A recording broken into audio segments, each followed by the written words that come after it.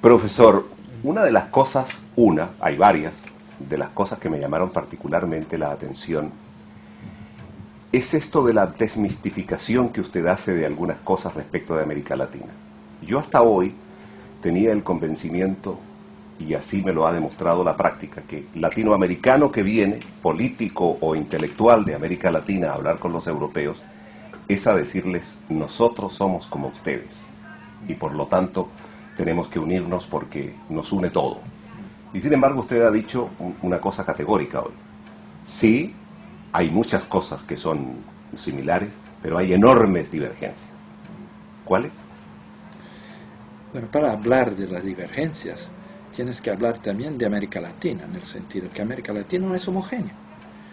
Hay países muy distintos.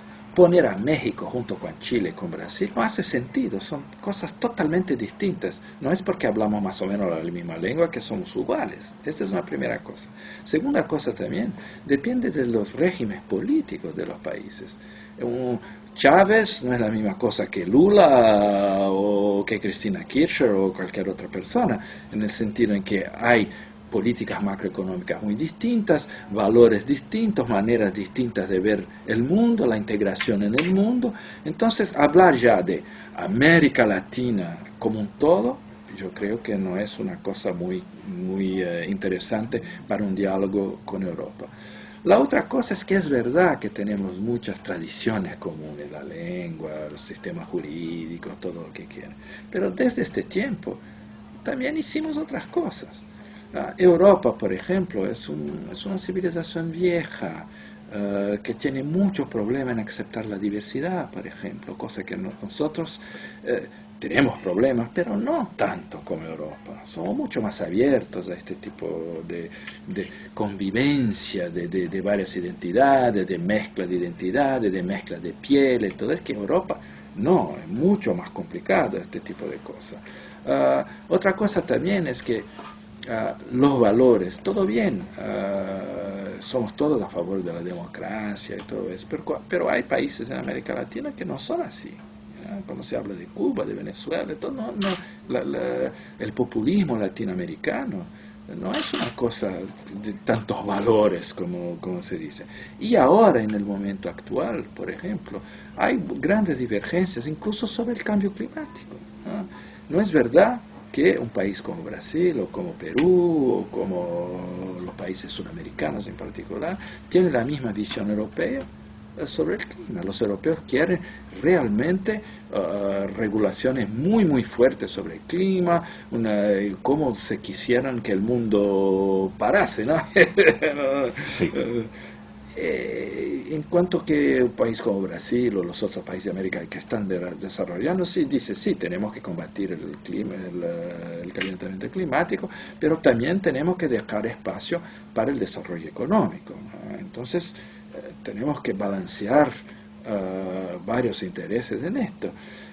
Sobre la inmigración, por ejemplo, claramente hay una diferencia muy clara entre Europa y América Latina, ¿no? Que viene también de esta cosa de identidad, de cómo tener una relación con el otro. Y esto es complicado. Se puede entender que una parte de Europa esté preocupada con la inmigración, porque hay mucha gente, es un problema de cultura, pero también un problema de trabajo y todo esto. Pero las reacciones son tan fuertes y muchas veces muy racistas, menos para nosotros, más para los musulmanes o para los africanos, ¿no? Pero mismo así, esto es una visión totalmente distinta del mundo, ¿no? Incluso en la democracia, los criterios europeos de democracia no son siempre los mismos de varios países, depende del régimen, ¿no? Entonces, todo esto significa que no basta decir que somos iguales a los europeos, que tenemos raíces comunes y todas estas cosas, ¿no? Somos dos continentes separados por la misma cultura. Tenemos muchos puntos en común, pero tenemos también muchas divergencias. Y para poder realmente dialogar y hacer algo juntos, tenemos que poner las divergencias en la mesa tranquilamente. No es una cosa tan complicada. Siempre hay divergencias en la vida. Basta poner en la mesa y decir cómo se soluciona. Siempre se habla de la problemática, es mejor hablar de la solucionática, ¿no? Entonces, ver cómo se puede hacer esa cosa, ¿no? Usted le dedica una parte significativa de su carrera al tema del Mercosur y sabe que en la reciente cumbre de Madrid se ha vuelto a hablar del tema y del interés de reavivar, revivir las negociaciones Unión Europea-Mercosur. ¿Puede ayudar esto a salir del impasse, a que el enfermo se encamine a una terapia que lo mejore? Yo personalmente soy muy pesimista, porque estoy trabajando en esto en los últimos 11 años, desde el 99, cuando fue lanzado oficialmente las negociaciones, pero ya antes había todo lo que llamaban la fotografía desde 1995, ¿no? Entonces estamos en esto hace 16 años, en la verdad. Y todos saben más o menos qué tipo de acuerdo se puede hacer. Nosotros mismos en la Cátedra Mercosur de Sciences Po hicimos millones de estudios y llegamos a los escenarios posibles, ¿no? Y los escenarios posibles son muy sencillos, pero hay un problema clave, en todo caso uno que es un problema clave, que es el problema de la agricultura. El Mercosur es una región que produce productos templados, ¿no? de clima templado, y es los europeos. Pero si se mira bien la cosa, hay solo dos productos complicados: la carne y el azúcar. Mismo el trigo, todo esto se puede llegar, pero la carne, el azúcar no funciona, porque significa a matar una buena parte de los productores de carne europeos. Y no, esto no va a pasar, no va a pasar, sobre todo no va a pasar en Francia. Francia es el bastión, ¿no? Que no quiere abrir para la agricultura local.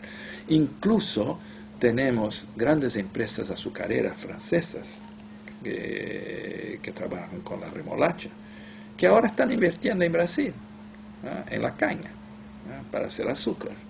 Pero mismo esto, no sé qué. Y al otro lado, los mercosurinos, sobre todo Argentina, no quiere mucho abrir su mercado a los productos industriales europeos, y las nuevas reivindicaciones europeas cada vez más fuertes en términos de compras gubernamentales, de servicios.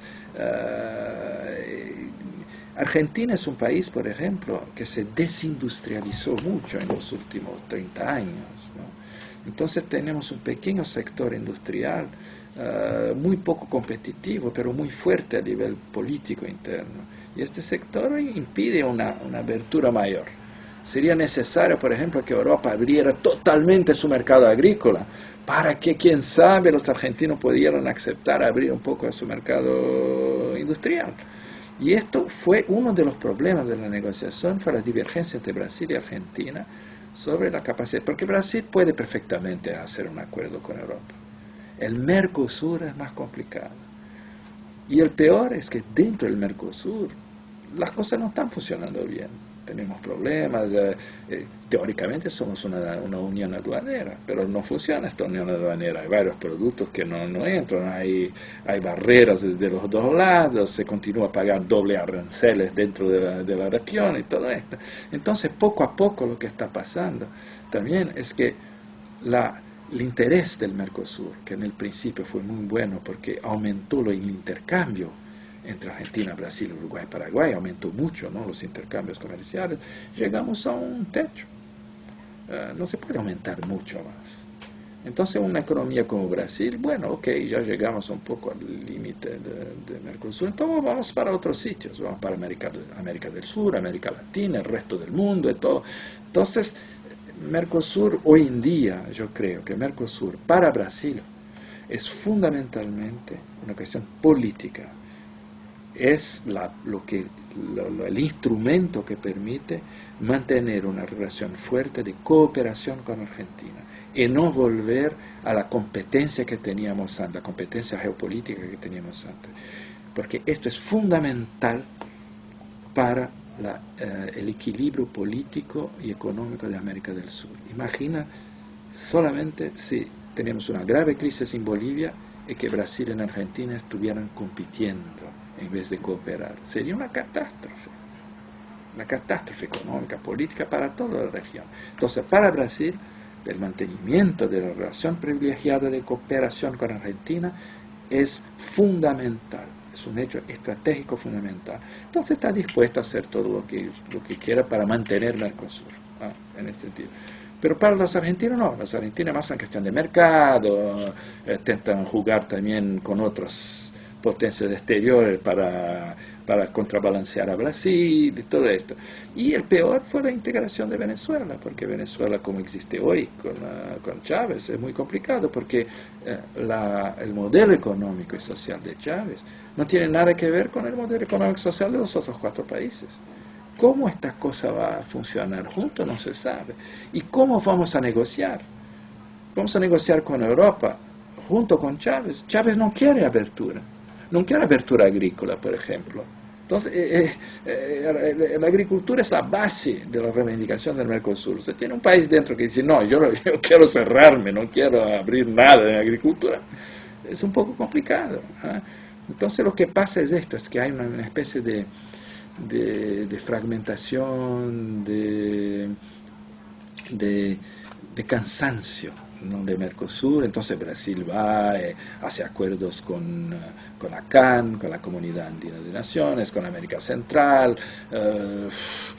hay esta cosa de UNASUR que viene, después la cumbre de países latinoamericanos. Esto parece un poco como las muñecas rusas, ¿saben? Se abre una y una otra dentro, se abre otra y una otra dentro. Cuando se llega al final no hay nada adentro. Es muy retórico, como siempre hicimos en América Latina, ¿sí? Pero es importante porque se puede dialogar, no estamos peleando uno con los otros. Entonces, estas son cosas buenas para dialogar.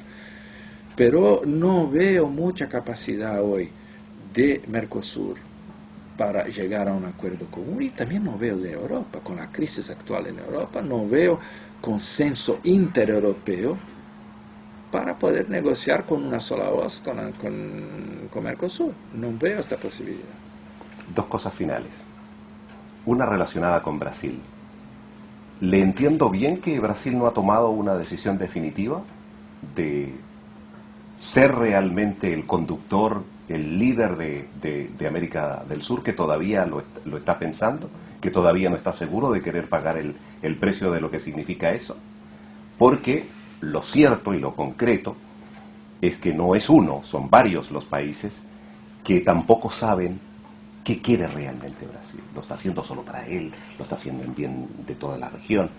¿Cómo debemos entender este momento? Mira, ningún país es filántropo, ¿no?, que sea pequeño o que sea grande.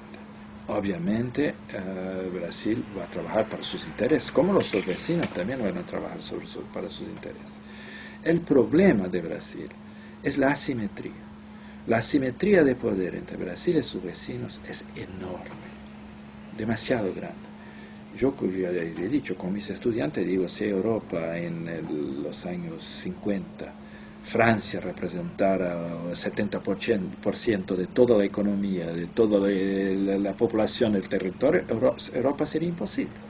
Entonces, por eso que no podemos tener en América del Sur algo como Europa, porque es demasiado grande Brasil para esto. Entonces, ¿cuál es el problema? Hay una relación ambigua de todos los lados. Los vecinos les gusta tener un vecino fuerte que puede tener un gran mercado donde pueden entrar y que también les puede defender un poquito a nivel internacional. Entonces hay de la parte de los vecinos una cosa, dicen, sí, Brasil tiene que asumir un poco este papel, un poco de liderazgo y todo. Pero al mismo tiempo, sí, pero ahí vienen los intereses y ahí cada vez que él se mueve un poco, este elefante hace mal a todos, mismo cuando se mueve por la buena causa, ¿no? Hace mal un poco. Entonces hay esta actitud ambigua de los vecinos y hay la actitud ambigua de los brasileños, porque Brasil ahora tiene esta idea de ser un actor global, ¿no? Y empieza a ser un poquito un actor global en este sentido. No quiere estar limitado por los vecinos, quiere tener el campo ancho para hacer lo que quiere. Al mismo tiempo sabe perfectamente que si no es él que más o menos tiene un liderazgo que sea soft o no soft, pero soft, porque Brasil no quiere tener un liderazgo pesado, duro, tipo americano, que no tiene la capacidad de hacer este tipo de cosas.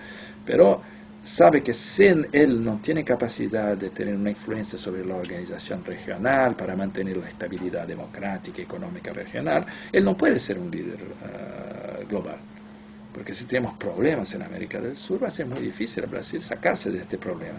Antes, hace varias décadas atrás, Brasil podía ignorar a América del Sur, como siempre le ignoró. Y América del Sur siempre ignoró a Brasil, en cierto sentido. Pero con la conquista del oeste de Brasil en los años 60, 70, 80, Brasil descubrió que no era una isla en el medio del Atlántico, que su territorio no era infinito, que tenía que manejar estas cosas, que tenía que manejar unos tíos del otro lado que no hablaban la misma lengua, que tenían otras cosas, todo. Entonces Brasil hoy en día, quiera o no, está en América del Sur y tiene que manejar los vecinos. Antes las fronteras era, vamos a tener fronteras reconocidas para no tener más que ocuparse de ellas. Ahora tenemos que ocuparse de las fronteras. Entonces, esto es una especie de educación de Brasil en ser suramericano, en todo caso, latinoamericano. Y no es por nada que Brasil habla de Suramérica, porque para el otro lado tiene Estados Unidos y México. En Sudamérica es Brasil el gran peso ahí en este sentido. Entonces creo que Brasil al mismo tiempo intenta hacer cosas para ser una especie de grande mediador regional de la paz y de la economía y de la estabilidad, ¿no? Y al mismo tiempo no quiere mucho pagar este precio. Entonces no hay hasta ahora, vamos a ver ahora con las elecciones en Brasil en diciembre, vamos a ver lo que sale de las elecciones, si va a salir un Brasil menos sudamericano y más para ir para potencia global, o al contrario, se va a mantener la línea que mantuvo Lula durante este tiempo, ¿no? Por ejemplo, el candidato de la oposición, José Serra, ya ha dicho, por ejemplo, una cosa más pesada con relación a Bolivia, el tráfico, ahora de recién. Y siempre hizo declaración diciendo que el Mercosur tenía que ser solo una zona de libre comercio, no una unión aduanera, por ejemplo.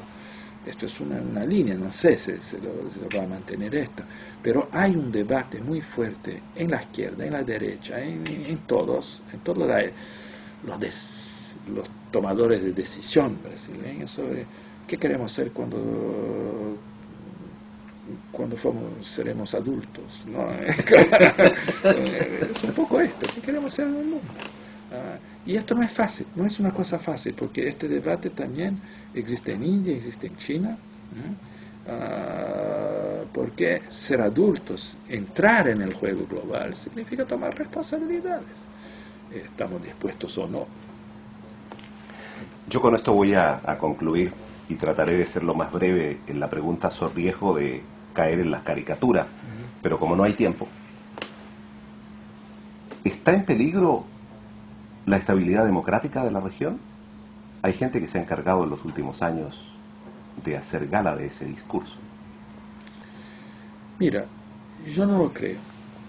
Yo creo que América Latina ya llegó a un punto a donde más o menos tenemos un mínimo de garantías sobre la democracia y la estabilidad. Lo que hay son en ciertos países, sí, cosas peligrosas, particularmente a mi parecer en Venezuela. Venezuela está claramente entrando en una lógica autoritaria, clara, de tipo casi cubano, en cierto sentido, con milicias paramilitares, con una serie de cosas que conocemos todos, censura de imprensa y todo este tipo de cosas. Ahí creo que hay un problema, pero creo que la influencia de Chávez en América Latina no está creciendo, está bajando. Porque la influencia era el petróleo, eran los precios del petróleo. Venezuela no tiene ni industria, ni agricultura, ni servicios competitivos. La única cosa que tiene es petróleo. Cuando el petróleo estaba a 150 el barril, sí, podía hacer lo que quiera. Ahora con 70 o 60, depende del petróleo venezolano, la economía va muy mal, la cosa va muy mal, puede llevar a un régimen autoritario. Pero no creo que esto nos lleve a que toda América Latina, o América del Sur en este caso, basta ver las elecciones colombianas que fueron un modelo de democracia ahora en las últimas elecciones colombianas, fueron muy interesantes. Chile también, Brasil, Uruguay, Bolivia es una cosa un poco más complicada porque ahí hay todo un problema indígena, hay toda una nueva cosa, pero es verdad que hay indicios de autoritarismo en las últimas declaraciones de Evo Morales, pero por ahora no veo ningún peligro en este. El peligro sería un gobierno más populista, ¿no? De nuevo, que hicieran cosas, pensar que se puede gastar más de lo que se gana, cosas de este tipo. Esto existe aún en Argentina. En Argentina tenemos un problema grave, creo yo, que estamos en una especie de punto final del peronismo, pero como estamos en Argentina, esto puede llevar 30 años. Entonces, es una incapacidad, es una incapacidad de cambio. En Argentina tenemos un partido único, que es el peronismo prácticamente, que va de la extrema izquierda a la extrema derecha, con todos dentro. Y esto no es posible, esto te creas una sociedad muy clientelista y todo esto. Entonces, esto no funciona más, pero no hay alternativa por ahora. Entonces Argentina está en este problema serio, y es importante porque Argentina es un país importante en América del Sur. Pero no creo que haya un peligro de volver a regímenes autoritarios, de cosas así en Argentina, por nada. Vamos a tener esta especie de cosa que se va a mantener un poco como un tango, ¿no? Triste, que se mantiene, ¿no? En todo esto, ¿no? Creo que es más o menos, no creo que América Latina vamos a tener problemas de democracia. Profesor, muchas gracias. Gracias a usted.